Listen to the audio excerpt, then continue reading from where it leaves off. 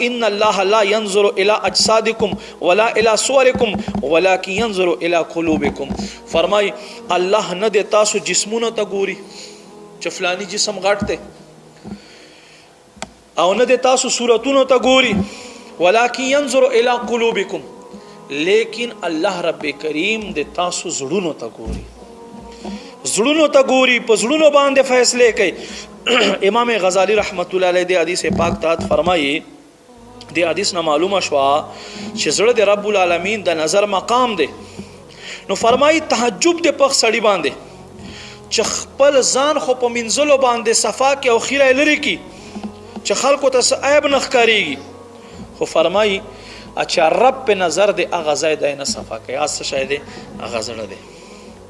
زړه د اغه نه صفا کوي. ما عزت مندو سلطان العارفین شیخ سلطان باهو رحمت الله علیه فرمای ووره وای په منځلو او په لامبلو سره کچیرته الله قرب ملاو کېدو کنه، په منځلو او په لامبلو سره کده الله قرب ملاو کېدو،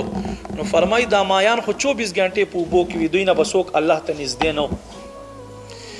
که په منځلو او په لامبلو سره د الله قرب ملاو کېدو، نو مایان خو 24 غنټه په وبو کې وي، دوی نه بسوک الله ته زیات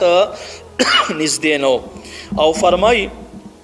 وی کچرته په اوګدو وختو او په زیاتو وختو باندې او وخت خیسته کولو باندې د الله قرب ملاو کېدو